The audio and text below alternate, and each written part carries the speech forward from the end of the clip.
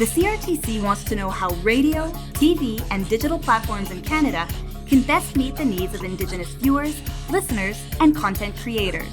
Join the conversation today at crtc.gc.ca/indigenous-broadcasting. A message from the Government of Canada. Le CRTC veut savoir comment la radio, la télévision et les plateformes numériques au Canada peuvent mieux répondre aux besoins des spectateurs, auditeurs et créateurs de contenu autochtones. Joignez-vous à la conversation aujourd'hui au crtc.gc.ca/radiodiffusion-union autochtone. Un message du gouvernement du Canada. Good evening, I'm Sav Jones, and this is Face to Face.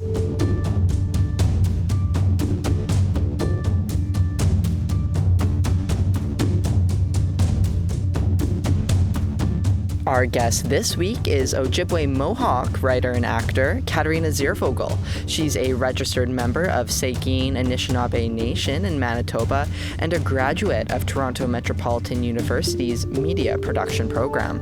Katarina, who is deaf, got her breakout role playing Taloa, the mother of the title character in the Marvel miniseries Echo. The show is known for featuring deaf characters who are played by deaf actors.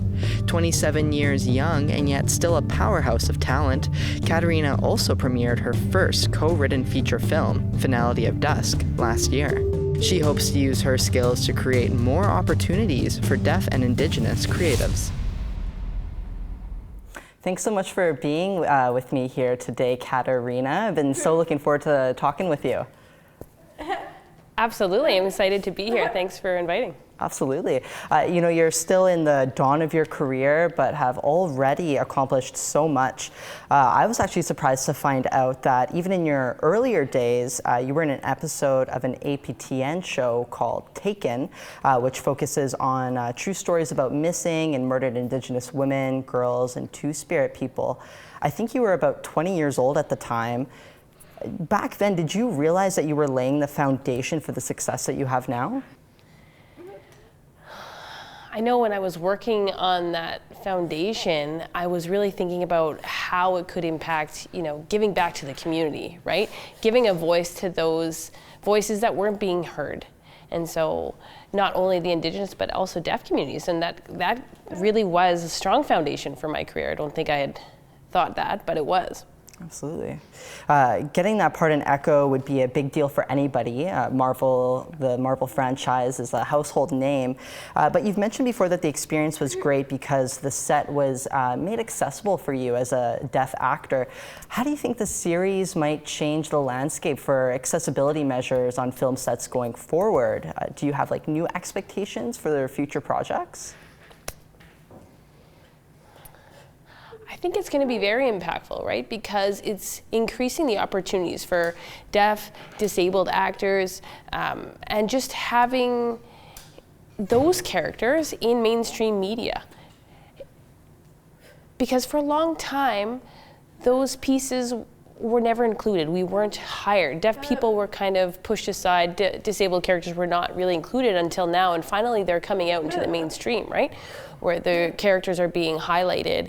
And when Marvel kind of created that accessibility, or Paramount did, Marvel did, they were creating that not only for deaf and disabled actors, but just having those characters be a highlight, right? And showing that there's not an excuse to not include that accessibility, and it can be done, and that there aren't excuses. Absolutely. In the past, you've said that you're part of two cultures, Indigenous culture and deaf culture. How is it connecting with your Indigenous culture as a deaf person and your deaf culture as an Indigenous person? I think that they happen really kind of simultaneously, right? In the past, deaf people weren't really allowed to use their sign languages. They were taken from their families, going to other schools as well. And that's a similar experience to Indigenous culture, where, the Indigenous groups were not allowed to kind of be with each other as well. And so there's a lot of similarities in there. And just seeing how that impact of language deprivation, and you see that in between both of those cultures.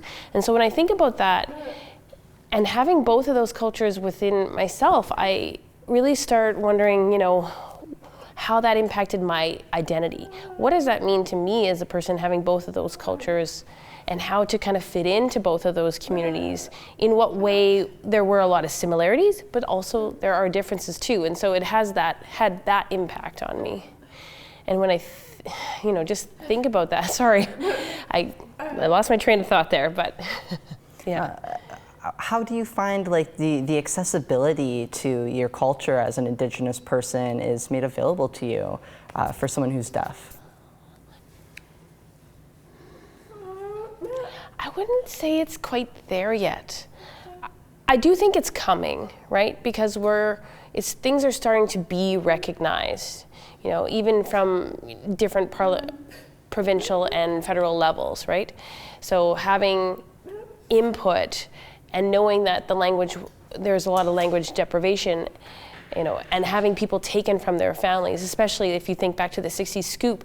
So when I consider where it was, I'm hoping that as time goes on,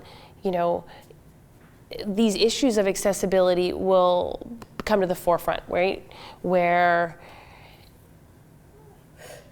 it can kind of we give it a chance to kind of reconnect with the cultures, right? Nowadays, what we're seeing out there is there's so many Indigenous youth, not only youth, I mean, of all ages, right? Where people are finally feeling like they're able to connect with their culture and know where they have come from.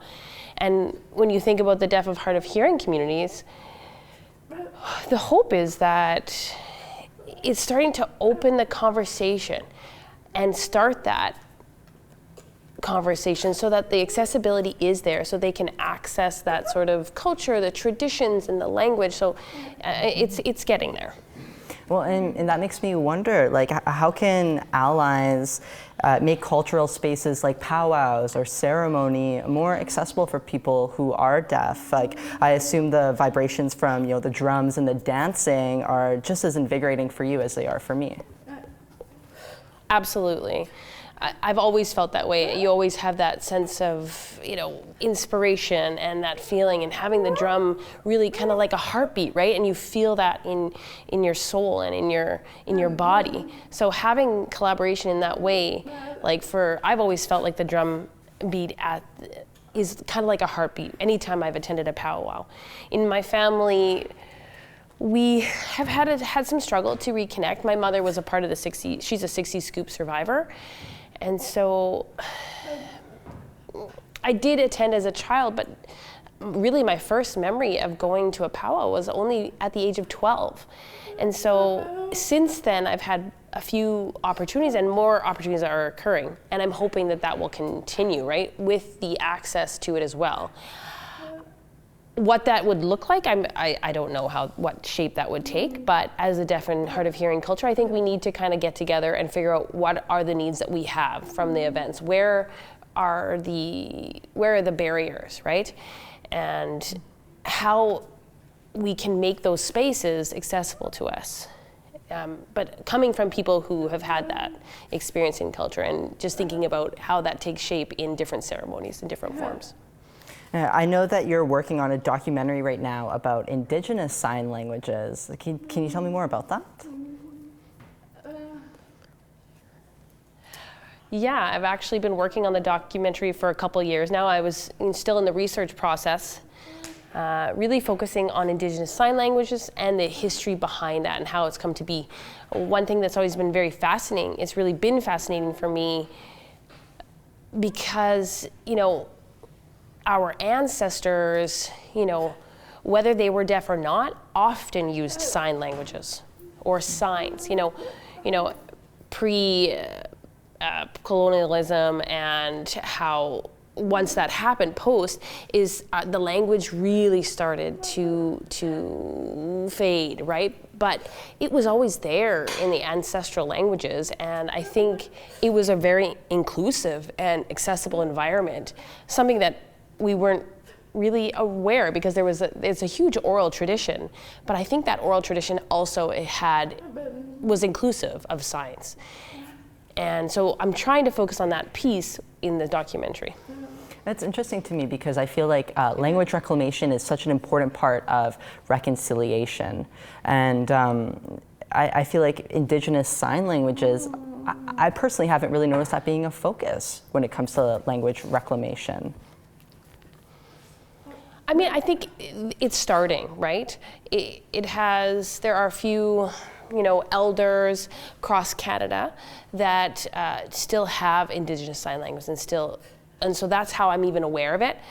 Not a huge population, but there are some. And right now, just thinking about the importance of it and how to recognize, spoken languages, but also sign, and thinking about how the Indigenous sign languages are placed, and in trying to encourage the community to just make sure that those Indigenous sign languages are also reclaimed and also continued alongside the spoken Indigenous languages. We have to take a quick break, but stay tuned and we'll be right back with Katarina Ziervogel on Face to Face.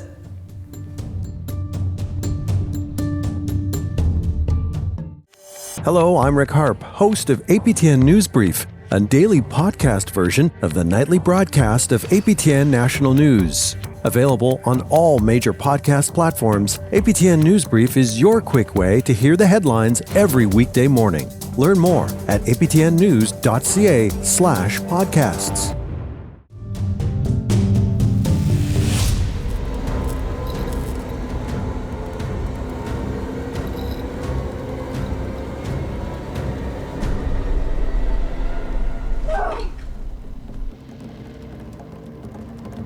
Welcome back to Face to Face. In studio with me is all-around cool girl, Katarina Ziervogel, a writer and actor who lives in Winnipeg. Katarina, I know you're a big fan of the science fiction genre. What's your favorite book or movie? Probably is actually a show. I kind of watched it growing up, and lots of people love it. It's like, I don't know if you obviously heard of it, Battlestar Galactica? Yeah, so that's my favorite. But I mean, Arcane is also right up there. And I've watched a lot of movies growing up.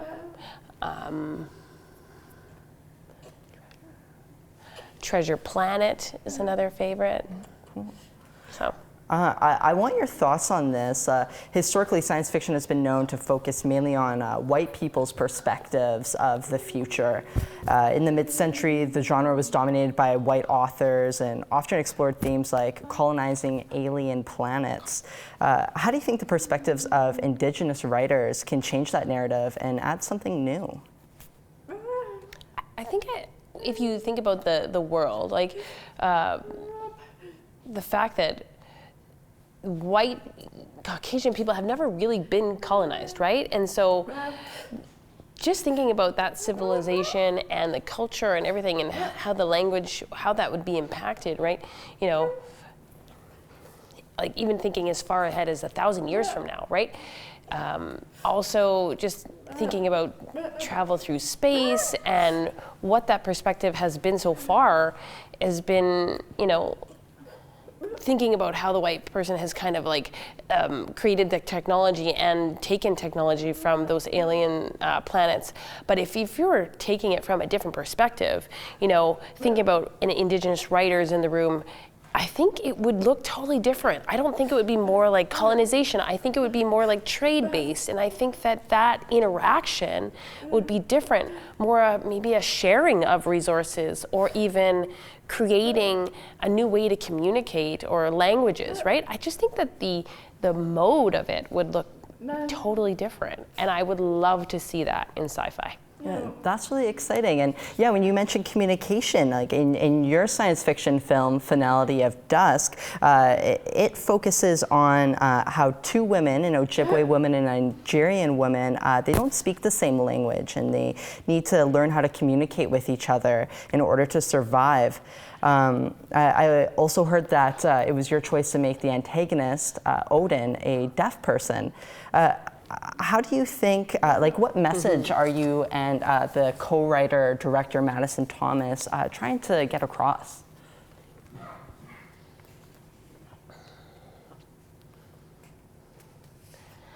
what we really were trying to say was that, it didn't really matter what language you knew or if you spoke a language. There's just a lot of different ways that people can connect with each other, love each other. We can use those human experiences we have, the love that we all share, to kind of connect. And in the world that we live in right now, there's so many differences in how people are different from each other, and it's really easy to find separation. But what we wanted to focus on is, rather than that, because the two women didn't speak the same language, we were trying to figure out how to create those bonds, how to make those connections and work together, whether or not they shared the same language or not, or there's ways to understand each other's, and it doesn't always have to be through spoken communication. Yeah, that makes a lot of sense. Was Finality of Dusk your first big project? How did you get involved? Ooh. Madison actually contacted me. She was looking for something just to come on as a consultant.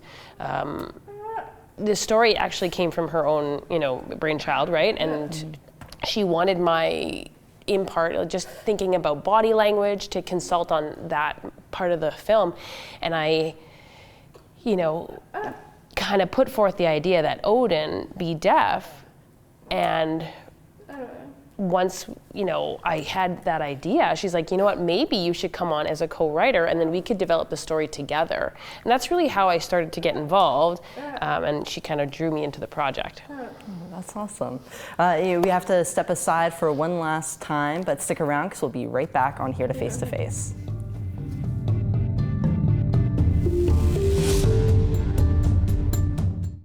I'm Kathleen Martins, a reporter with APTN News. Homeless, houseless, shelterless people, they aren't hard to find in Winnipeg. They're on the sidewalks, in bus shelters, and down alleyways. They're living in tents and squatting in empty buildings. They're even sleeping in abandoned cars. But who are they? Hear their stories in my new 5-part podcast called Our Relatives.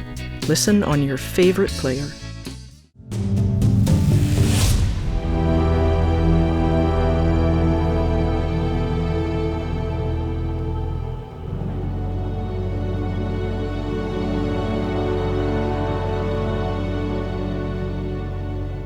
Welcome back to Face to Face. I'm with deaf and Ojibwe Mohawk writer and actor Katarina Ziervogel.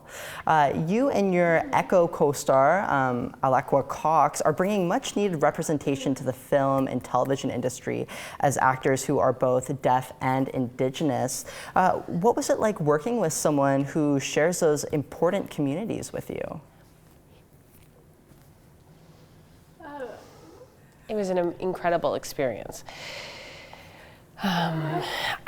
But honestly, I was so anxious, right? Because I thought I'd be alone when I got there. But everything, once I got to set, was so accessible, and everything was kind of ready there for me. And it was already a couple of months after they started filming, but I was amazed at, just how even the folks on set, like the crew, the interpreters, people had learned sign language. The director already had sign language. I was so thankful to Alaqua, because I think without her there, I don't think it would have been as possible the way it was, right? So I was so grateful to have her presence, her experience, and also to share the industry with her, because I don't feel so alone in the industry, right? And the hope is that this will create other opportunities for more deaf, Indigenous actors to be involved in the industry. So I'd love to see that happen. I think that's a good point too, that you weren't feeling alone, because I think sometimes an issue is tokenization with being Indigenous or deaf. And so did you find that wasn't really an issue with this project then? No, not at all. I was so relieved, right? Because I was there, and as the mother, and sometimes you feel like you're going to be the only person, eyes all on you, but it wasn't like that. And with Alaqua on set, it felt more like a community, and the story was told through such an amazing way. It's really hard to even find the words to describe it. Like even 2 years later, after it all happened, I'm still amazed at what an incredible opportunity I'd had to be a part of. But not just one deaf Indigenous actor, but to have two in the same, series is just not something that happens, right?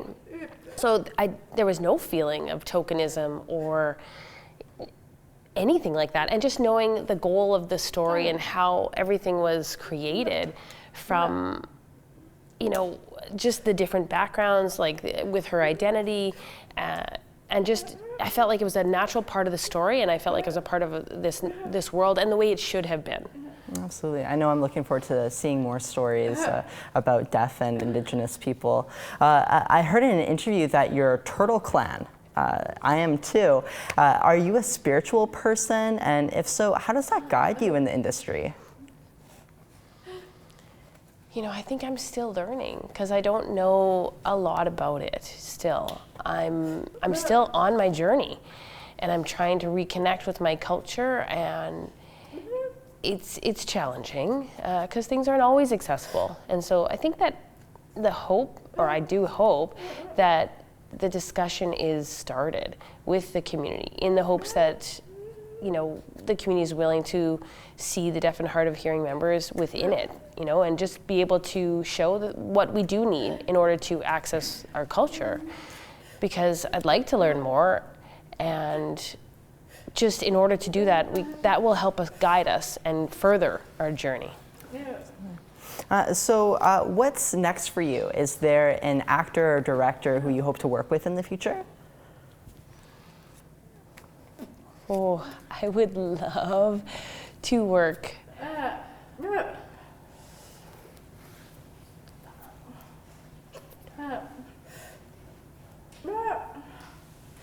would love to work with the creator of Res Dogs.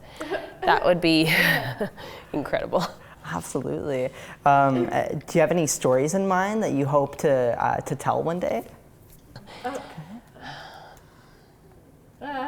I'm actually working on a sci-fi story at the moment, but from the Indigenous perspective. That's amazing. That's great. Yeah. I do have a plan. I thought about making it into a graphic novel, but with the hopes that eventually it could be an animated show, potentially. I'm not quite sure. I'm hoping through the process it will lead me to the right place.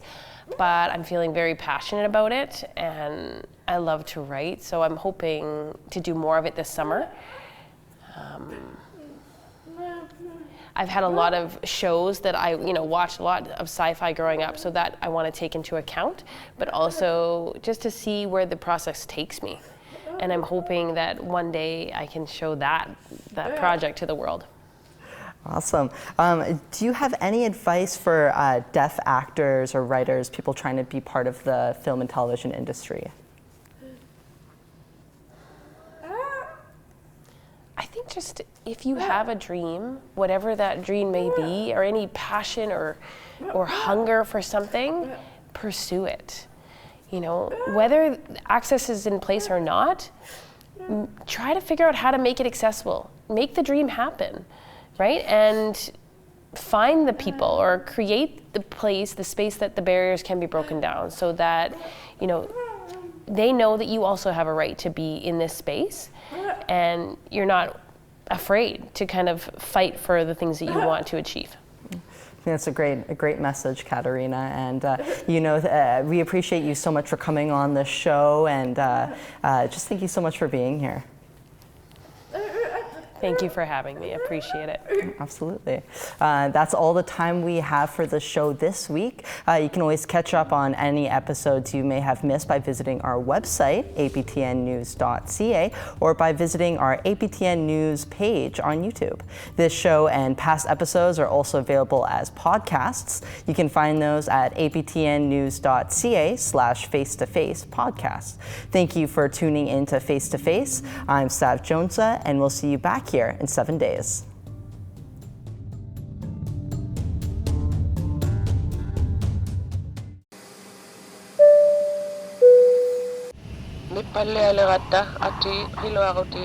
APTN presents a captivating journey into the heart of the North with our latest podcast, The Place That Thaws. Some areas that used to be safe are no longer safe. Hosted by me, Danielle Parody. Join us as we uncover the intricacies of life on a changing coast. Subscribe and listen to The Place That Thaws.